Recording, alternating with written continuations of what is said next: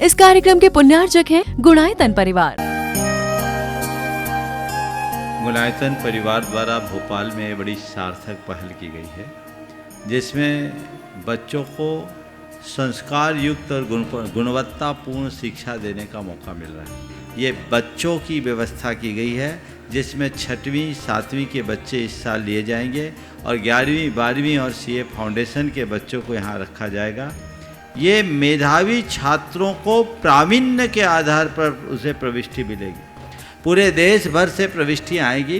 प्रत्येक कक्षा में मात्र 30-30 बच्चों का ही चयन होगा और चयनित बच्चे वे होंगे जो अपनी प्रतिभा के बल पर चुने जाएंगे और उनको एक प्रकार की स्कॉलरशिप दी जाएगी। ये छात्रवृत्ति के तहत पढ़ेंगे। गुणायतन के समाज कल्याण की दिशा में एक बहुत अच्छी पहल है और ये सार्थक पहल है। इसकी शुरुआत भोपाल से हो रही है। ये भोपाल वालों के लिए बहुत गौरव का विषय है। इसके लिए गुणायतन के साथ विद्यासागर इंस्टीट्यूट और सेज और एपीटी, इन तीनों को भी मैं बहुत बहुत आशीर्वाद देता हूँ।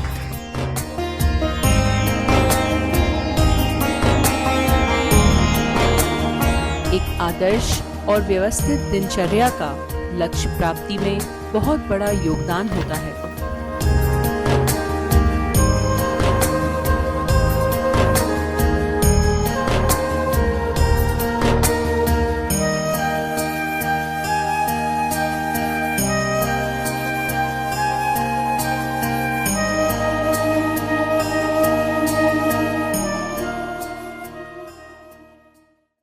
स्वर है शिव सुकिटा कारण रत्न त्रय मुनिरु दिगंबर है।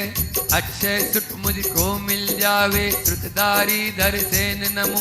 पुष्पदंत गुरु भूत बुली मुनि परमागंजन नमो। ओम ह्रीं श्रुत गर्भी षट्खंडागमाय अक्षय पद प्राप्ति अक्षतान निर्विपामिति। श्रुत में अवगाहन कर मुनि कामदाय को हरते हैं। ऐसे उपकारक आगम को सत सत वंदन करते हैं। मदन दोष मिट जाए मेरा श्रुतधारी धर सेन नमो। पुष्पदंत गुरु भूत बली मुनि परमागंजिन वैन नमो। ओम ह्रीं द्वादशांग शुद्धगर्भ षट्खंडागमाय काममाण विद्वसनाय पुष्पाणि निर्वपामिते। श्रुत का अर्चन करने को मुनि नितरस का परित्याग करे और उसी के लेखन में वे निज जीवन बलिदान करे। मैं भी रसना पर जय पाने श्रुतधारी धर सेन नमो। पुष्पदंत गुरु भूत बली मुनि परमागंजिन नमो।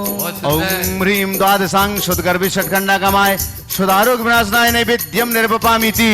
इस दिन शासन के दीपक में ज्ञान का दिया जला दो प्रभु।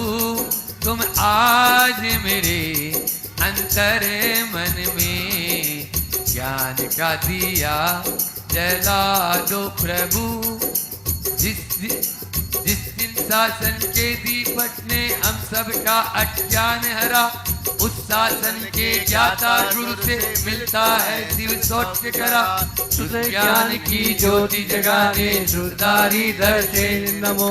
पुष्पदंत गुरु भूत बली मुनि परमागंजिन नमो। ओम ह्रीं द्वादशांग शुद्धगर्भ षट्खंडागमाय महामोहांधकार विनाशनाय दीपम निर्वपामिते। मार्दव गुण से मुनिवर तुमने दुखद महादष्टक नष्ट किया। फिर कर्माष्टक नष्ट हेतु गुरु ज्ञान गुणाष्टक पुष्ट किया। ज्ञान अग्नि में पाप दहन श्रुतधारी धर सेन नमो। पुष्पदंत गुरु भूत बली मुनि परमागंजिन वैन नमो। ओम ह्रीं द्वादशांग शुद्धगर्भ षट्खंडागमाय अष्टकर्म दहनाय धूपम निर्वपामिते। उसके साथ साथ दो लग के साथ श्रुताभ्यास का सुफल मिले, बस सदा पाप से विरत रहूं। जिन शासक गुरु आचार्यों की आज्ञा में नित निरत रहूं। जिन आज्ञा का पालन करने श्रुतधारी धर सेन नमो। पुष्पदंत गुरु भूत बली मुनि परमागंजिन वैन नमो। ओम ह्रीं द्वादशांग शुद्धगर्भ षट्खंडागमाय मोक्षफल प्राप्ते फलम निर्वपामिति।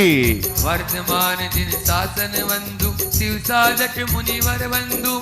सन्मति मुझसे निकली वाणी रूती श्रोतं गुरुवंदु अनर्घ्य पद्पाने मति मृदुः सुधारी दर्शेन नमो पुष्पदंत गुरुभूत बलि मुनि परमागम जिनवेन नमो ओम ह्रीं द्वादशांग श्रुतगर्भ षट्खंडागमाय अनर्घपद प्राप्ते अर्घम निर्वपामि ते जिनवाणी मोक्ष न सेनी है जिनवाणी मोक्ष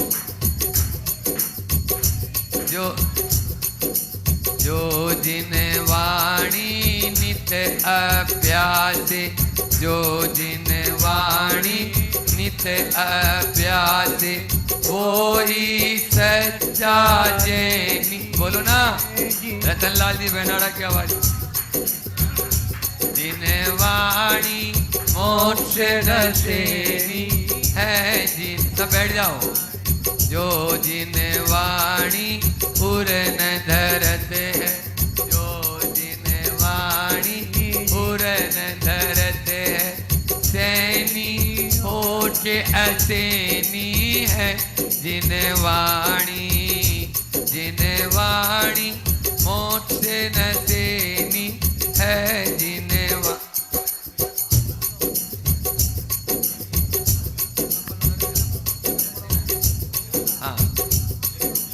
हाँ इसी जयमाला का चलाना है। पूजन हुई है, इसके अर्घ नहीं हुए हैं, अकेले चलाना मंत्र मंत्र बोल के चला। हाँ वो बढ़िया।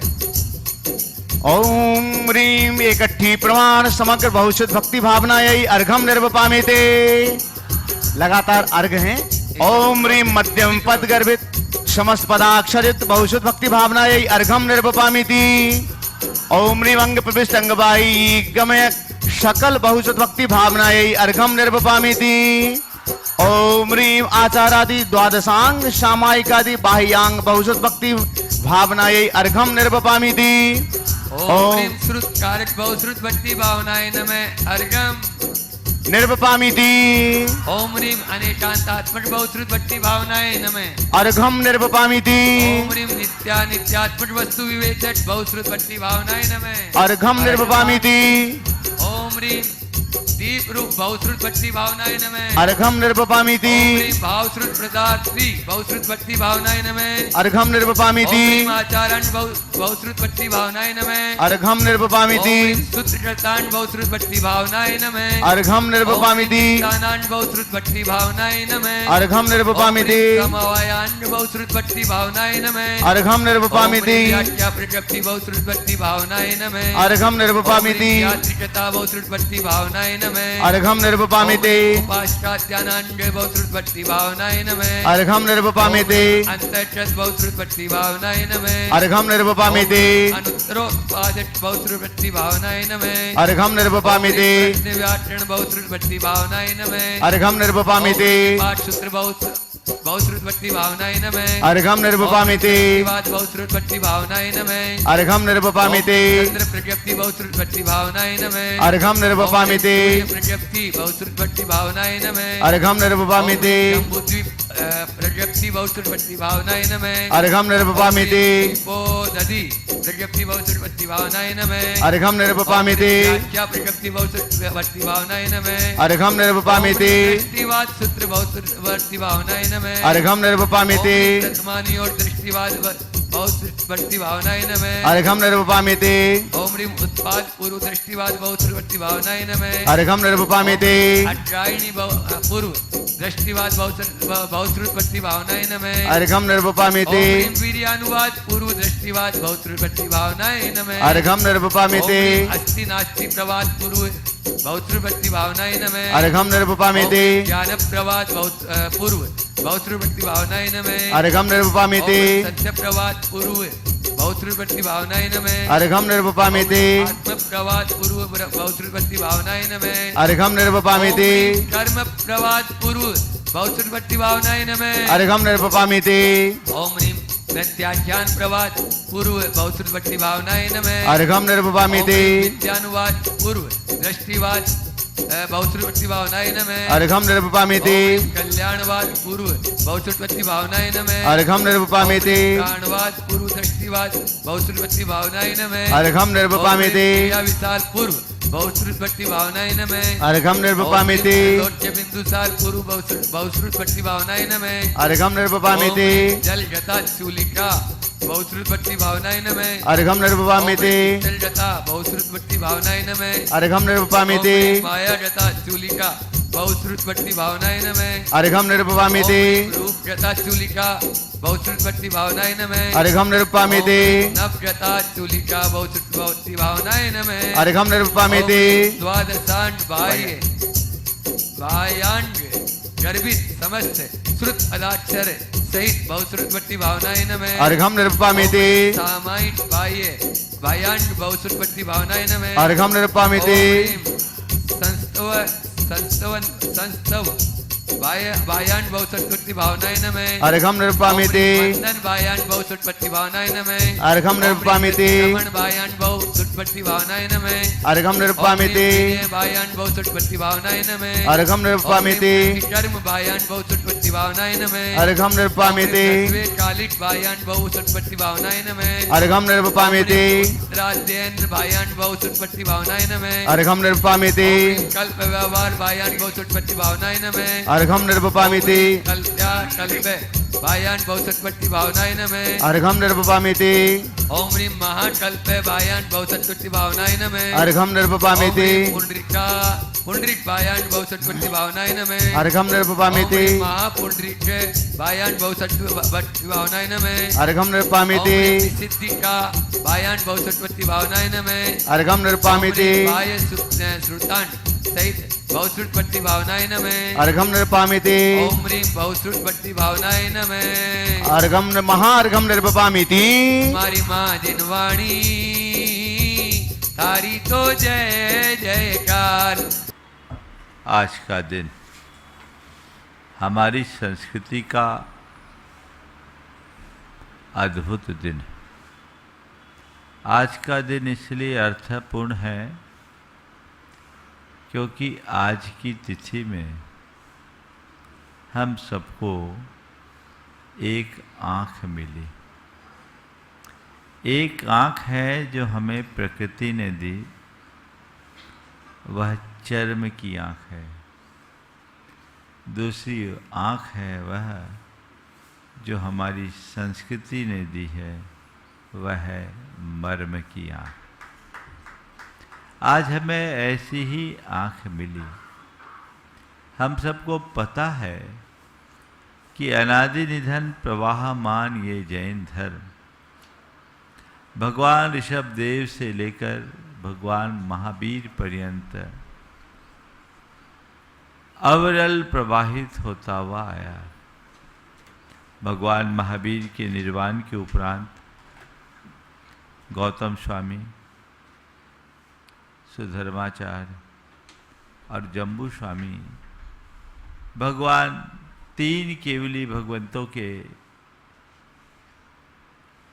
मार्गदर्शन संरक्षण में संपूर्ण श्रमण संग फला फूला। इसके उपरांत 5 श्रुत केवली भगवान हुए, विष्णु, नंदीमित्र, अपराजित, गोवर्धन और भद्रबाहु।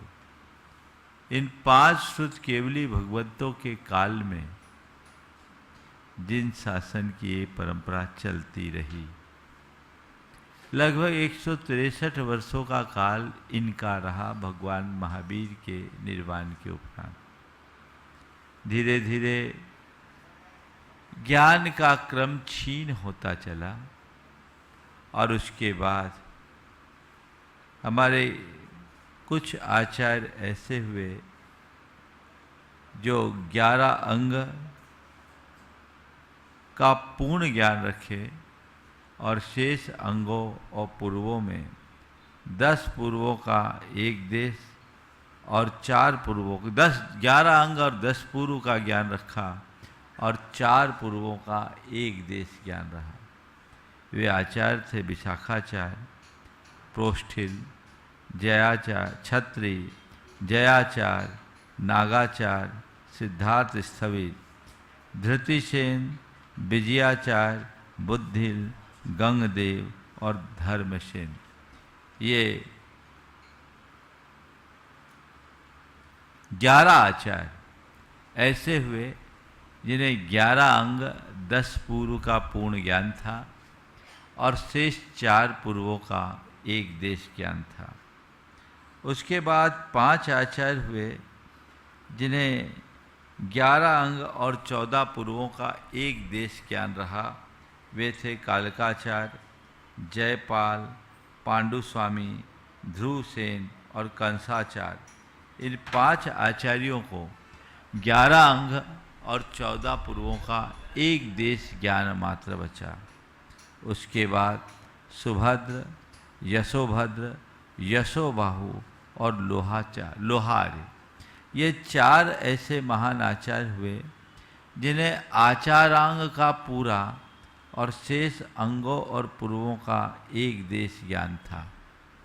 धीरे धीरे ज्ञान का क्रम घटा और धरसेन आचार्य एक महान आचार्य हुए और उन तक ये ज्ञान सब अंग और पूर्वों का मात्र एक देश ज्ञान रह गया था। भगवान महावीर ने जिस द्वादशांग का उपदेश दिया, उनके निर्वाण के उपरांत लगभग 500 वर्षों में यह धरसेन स्वामी तक आते आते सब अंग और पूर्व का एक देश ज्ञान भर रह गया। धरसेन आचार्य महान आचार्य थे और वे गिरनार की गुफा में साधना रत थे। एक दिन उनके मन में विचार आया कि यदि जिनवानी का क्रम इसी तरह छीन होता रहा तो आने वाली पीढ़ियों का क्या होगा। अब मेरे पास सब अंग पूर्वों का एक देश ज्ञान बचा है, आंशिक ज्ञान। मेरे बाद इस ज्ञान का क्या होगा। तो उस समय अरहत बलि नाम के एक आचार्य थे जो महिमा नगरी में मुनियों का महासम्मेलन कर रहे थे। वहां युग प्रतिक्रमण था और अरहत बलि आचार्य के पास उन्होंने अपना एक पत्र भेजा और निवेदन किया कि आप 2 धारण और ग्रहण और धारण करने में कुशल मुनियों को भेज दें ताकि मैं अपना ज्ञान उन्हें दे सकूं। धरसेन आचार्य के संदेश पर विचार करके वहाँ जितने भी आचार्य थे उनने विचार किया। एक विशेष बात ध्यान देने की है, वहाँ आयरियानम और आयरे ही शब्द का प्रयोग हुआ है। यानी उस समय अरहत बलि के संघ में अनेक आचार्य थे। ये द्योतित होता है। 2 योग्य मुनियों को भेजा। वे दोनों मुनि वहाँ से प्रस्थान करके धरसेन आचार्य की ओर बढ़े। जिस दिन उन्हें पहुंचना था उसके ही पूर्व रात्रि में धरसेन आचार्य को स्वप्न दिखा कि सर्व लक्षणों से सुसंपन्न 2 धवल बैल दिख रहे हैं। उन बैलों को देखकर उनके मुख से रात्रि में निकल पड़ा जयऊ सुय देवता, श्रुत देव जयशील हो। अगले दिन प्रातःकाल वे दोनों मुनि उनके चरणों में आए, उनकी वंदना की। 3 दिन तक उनके शरण में रहे और तीसरे दिन आकर उन्होंने अपने आने का प्रयोजन बताया। शास्त्र में ऐसा बताया है कि कहीं भी जाओ तो 2-3 दिन ऐसे ही रहो। अपना प्रयोजन बताया। धरसेन आचार्य ने यद्यपि सब कुछ जान लिया था कि योग्य है, पर फिर भी बिना परीक्षा के ज्ञान नहीं दिया जाता।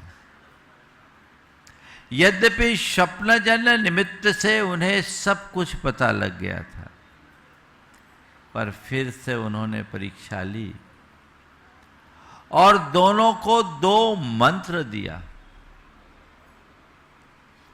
कि इसकी आराधना करो, उसके उपरांत मैं आगे की बात करूंगा। दोनों ने आराधना की। उनके मंत्राराधन से जो अधिष्ठाता देव प्रकट हुए, उनमें एक आंख वाले थे और दूसरे दांत बाहर निकले हुए थे। दोनों ने देखा कि देवों का जो शरीर है विकृत नहीं होता, जरूर कहीं कोई कमी रह गई।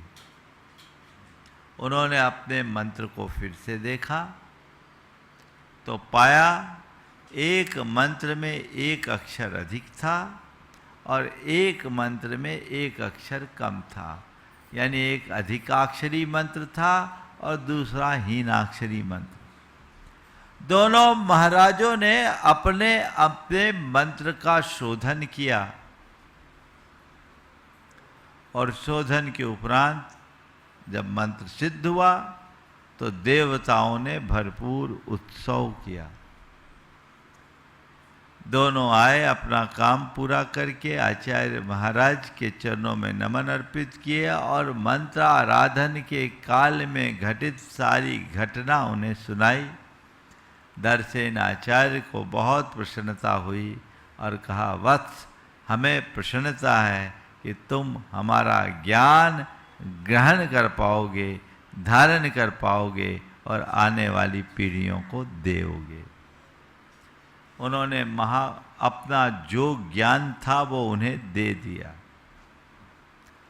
आषाढ़ शुक्ला एकादशी को उनका ज्ञान पूरा हुआ, अध्ययन पूरा हुआ और उन्होंने कहा अब जाओ। 3-4 दिन बाद चातुर्मास था। दोनों वहाँ से निकल गए और आगे चातुर्मास किया बेला पट्टन में। चातुर्मास करके पुष्पदंत एक तरफ चले गए, भूतबली तमिल देश की ओर चले गए। उनके साथ जिन पालित थे जिनकी उनके दीक्षा दी, और इसके जिन पालित के साथ दीक्षा देने के उपरांत पुष्पदंत ने जिन पालित को दीक्षा देकर 20 प्ररूपणा सूत्रों को लिखा और उन्हें लगा कि मेरे पास ज़्यादा आयु नहीं है तो सारा सूत्र आपके जाकर भूतबली महाराज के पास भेज दिया। भूतबली महाराज ने उसे देखा और देखने के उपरांत उन्होंने उसको ही आधार बनाकर संपूर्ण सठखंडागम की रचना की। उनके इस कृत्य से देवताओं ने महान उत्सव किया। बेंतरों ने पूजा की, इसलिए एक का नाम भूतबली रखा, आचार्य दर्शन ने पहले ही रखा था, और एक के दांतों की पंक्तियां बिखरी भी थी। देवों ने उन्हें बिल्कुल ठीक कर दिया तो दूसरे का नाम पुष्पदंत किया। तो भूतबली और पुष्पदंत ये 2 नामकरण के साथ दोनों वहाँ से निकले और निकलने के बाद पुष्पदंत ने जिन पालित को दीक्षा दी और जिन पालित को दीक्षा देकर 20 प्ररूपणा सूत्रों को बनाकर वो भूतबली आचार्य के पास, भूतबली महाराज के पास भेजा और भूतबली महाराज ने आगे पूरे सठखंडागम की रचना की, जिसमें पहला खंड सत्प्ररूपणा, दूसरा खंड खुद्दाबंध, तीसरा कृति अनुयोग, चौथा वेदना, 5वां बरगना और 6वां खंड महाबंध के नाम से था। ये सठखंडागम की रचना उन्होंने की और वह जिस दिन पूर्ण हुआ वो ज्येष्ठ सुदीप पंचमी थी। इस ज्येष्ठ सुदीप पंचमी को हम लोगों के लिए लिपिबद्ध रूप में पहली जिनवानी प्राप्त हुई।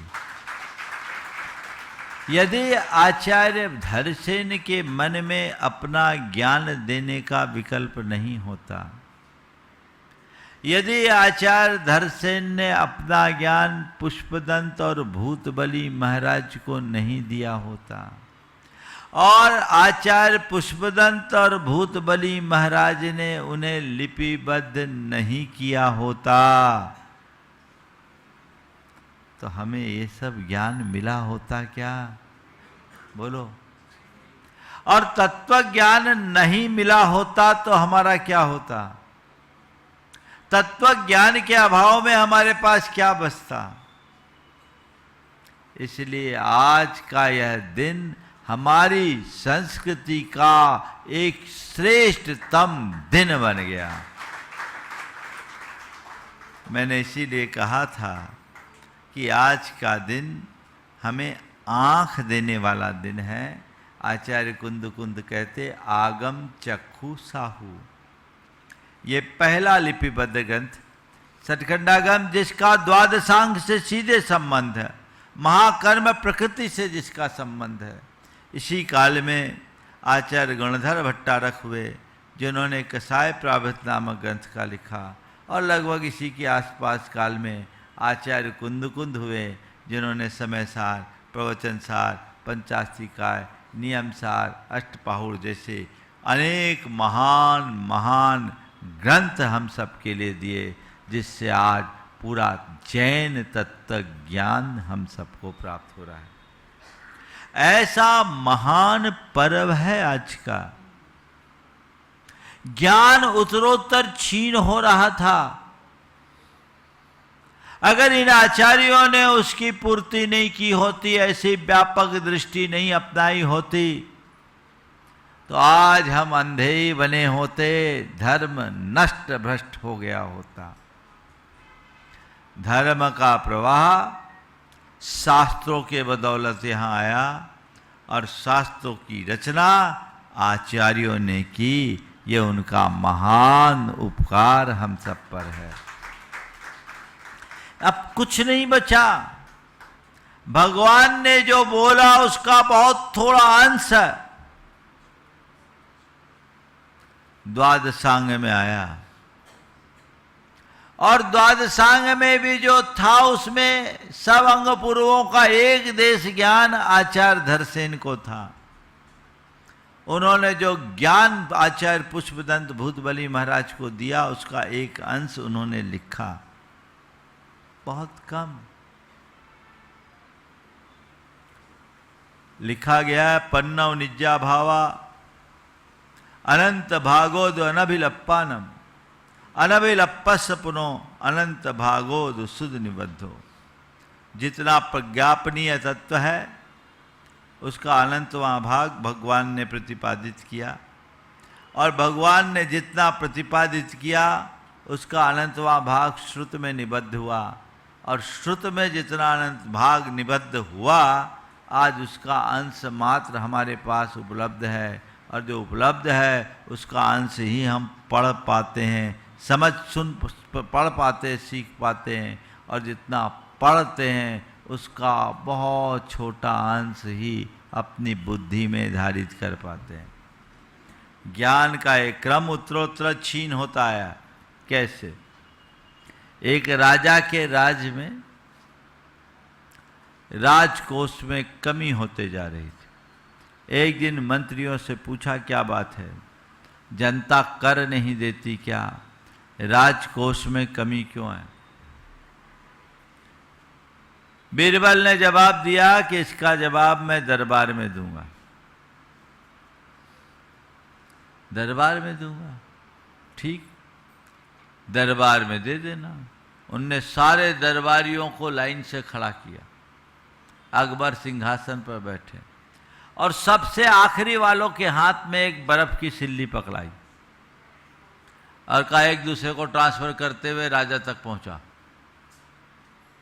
तो एक के हाथ से दूसरे के हाथ में, दूसरे के हाथ से तीसरे के हाथ में, तीसरे के हाथ से चौथे में, तो सिल्ली लंबी लाइन थी, पिघलते पिघलते आखिरी वालों के हाथ में आई और उसने जब राजा के हाथ में दिया तो सिल्ली बर्फ की छिपट के रूप में परिवर्तित हो गई। सिल्ली क्या थी? छिपट के रूप में परिवर्तित हो गई। अब अकबर ने पूछा, बीरबल तुमने क्या मजाक किया? बोले मैंने मजाक नहीं किया, आपके सवाल का जवाब दिया। बोले क्या? बोले देखिए, आखिरी वाले के हाथ से एक सिल्ली चली थी, आपके हाथ में आते हुए छिपट बची। आपकी व्यवस्था कुछ ऐसी है, जनता तो सिल्ली देती है और कोस में आते आते छिपट बचता है, बाकी बीच में ही पिघल जाता। मुझे नहीं मालूम, पर हमारे तीर्थंकर भगवंत ने हमें जिनवानी के रूप में जो सिल्ली दी थी, द्वादशांग की सिल्ली, वो पिघलते पिघलते पिघलते पिघलते ये छिपट बची है। समझ गए? और खतरनाक, ये छिपट भी जिसके हाथ में है ना, वो हाथ गंदा है, थोड़ा बहुत मैल भी उसका मिल रहा है, वो भी मलिन है, पूरी तरह विशुद्ध नहीं। फिर भी जो मिल रहा है वह हमारे भाव के लिए भाव तारक है, भाव धारक है। यदि उसका भी हम सही रीति से उपयोग और प्रयोग कर ले तो पक्के तौर पर हमारा उद्धार हो सकता है। शास्त्र का विस्तार अपार है, लेकिन अगर हम केवल अपने आत्मा के हित अहित को भी जान ले तो हमारा उद्धार हो सकता है। श्रुत पंचमी आप लोग हर वर्ष मनाते हैं। ज्ञान की महिमा को जाने, ज्ञान की गरिमा को जाने, ज्ञान की उपयोगिता को जाने और ज्ञान की सही आराधना का भाव जगाएं। शुद्ध पंचमी के दिन अक्सर इतना होता, आजकल वो भी कम हो गया, कि मंदिरों में जो शास्त्र हैं उनको धूप दिखा दे, उनमें वेस्टर्न चढ़ा दे, अचार लगा दे। आजकल तो उसमें भी प्रमाद आ गया, ये परंपरा भी छिन्न हो गई। कम से कम साल में एक बार श्रुत की सेवा तो होती थी, आप लोगों ने उसे भी भुला दिया। पर इतना मात्र भी पर्याप्त नहीं है। अगर आपके हृदय में अपनी संस्कृति के प्रति सही निष्ठा है और अपने जीवन का उद्धार करना चाहते हो, तो आचार्यों ने कर ना करके जो लिखा है उसे कुछ पढ़ने का तो भाव जगाओ। शास्त्रों को पढ़ो, ये लिखा ही गया है, भव्य जन बोहन अट्ठम, भव्य जीवों को कल्याण के लिए, भव्य जीवों को बोध देने के लिए हमारे उन महान आचार्यों ने हम जैसे पामर प्राणियों के उद्धार के लिए अपने ध्यान साधना का बहुमूल्य समय हम सबके कल्याण के लिए लगाया, उसमें से समय निकाला। और उसके बाद भी यदि हमारे मन में जिनवानी के प्रति अनुराग न हो, जिनवानी के अध्ययन का मनोभाव न बने, तो इससे बड़ा अभागा और कौन होगा। देव शास्त्र गुरु की पूजा तो तुम कर लेते हो, लेकिन देव शास्त्र गुरु की उपासना कितनी, शास्त्र का अध्ययन कितना। आप लोग पूजा करते हो और रात में आखिरी में बोलते हो शास्त्रों का हो पठन सुखदा लाभ सत्संगति का, बोलते हो। भगवान को सुना के चले आ तो कभी शास्त्र पढ़ने का भाव होता है? अगर वहां प्रवचन चल रहा है, प्रवचन सुनने का भाव होता है? अरे भगो, तो तुम्हारी ये पूजा कोरी क्रिया बन गई। हमेशा एक बात ध्यान रखना, ज्ञान से जीवन में समाधान मिलता है। तुम जैन कुल में जन्म लिए, परंपरागत संस्कार प्राप्त किए, धर्म का पालन कर रहे, इसका अलग आनंद है। लेकिन जिस दिन जैन धर्म के मूलभूत सिद्धांतों को जानकर धर्म का पालन करोगे तो उसका एक अलग आनंद होगा। चरम आनंद की अनुभूति स्वाध्याय से होती है। उसमें हमें लगता है कि वाकई में हमारा मार्ग क्या है। कितने महान महान आचार्य थे। आज तो टेक्नोलॉजी का युग है, आप सब चीजें आसान हो गई आपके लिए। उस समय ऐसी टेक्नोलॉजी नहीं थी, लेकिन उनका ज्ञान कितना था। अगर आप शास्त्रों को पढ़ोगे तो लगेगा कि वे हमसे कहीं ज्यादा आगे थे। हमसे कहीं ज़्यादा आगे थे। गुरुदेव के साथ हम देवगढ़ में थे। देवगढ़ के मंदिरों का दर्शन कर रहे थे। वहाँ शांतिनाथ भगवान का जो मूल मंदिर है उसका शिखर लगभग 60 फीट हाइट पे है और शिखर बड़ा है। शिखर के ऊपर एक पत्थर का पत्थर रखा जाता है जिसको बोलते हैं अमलासार। वो करीब करीब 2 मीटर डाया का होगा, 6-7 फीट चौड़ा नीचे का अमलासार, और करीब करीब 1.5 से 2 फुट मोटा। तो अमलासार जिसके ऊपर कलश रखा जाता है। मैंने गुरुदेव से कहा, गुरुदेव कैसे चढ़ाया होगा इतने ऊपर? उस समय तो कोई क्रेन नहीं थी। इतना भारी पत्थर कैसे चढ़ाया होगा इतने ऊपर? उस समय तो कोई क्रेन नहीं थी। गुरुदेव ने मुस्कुराते हुए कहा, क्रेन नहीं थी तो क्या बात हुई, ब्रेन तो था।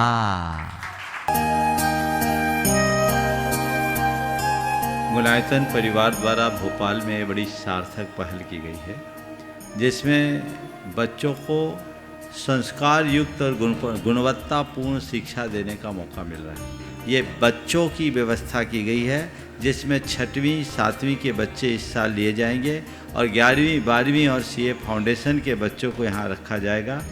ये मेधावी छात्रों को प्रावीण्य के आधार पर उसे प्रविष्टि मिलेगी। पूरे देश भर से प्रविष्टियाँ आएगी।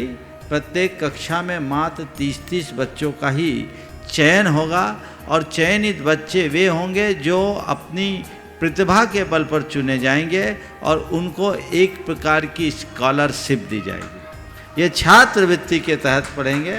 गुणायतन के समाज कल्याण की दिशा में एक बहुत अच्छी पहल है और ये सार्थक पहल है। इसकी शुरुआत भोपाल से हो रही है। ये भोपाल वालों के लिए बहुत गौरव का विषय है। इसके लिए गुणायतन के साथ विद्यासागर इंस्टीट्यूट और सेज और एपीटी, इन तीनों को भी मैं बहुत बहुत आशीर्वाद देता हूँ।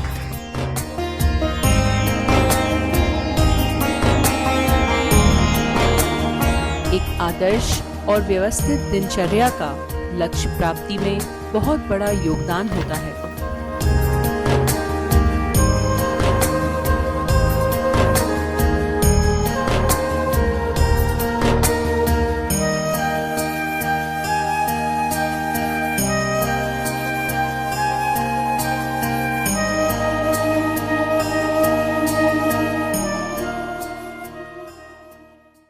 इस कार्यक्रम के पुण्यार्जक थे गुणायतन परिवार।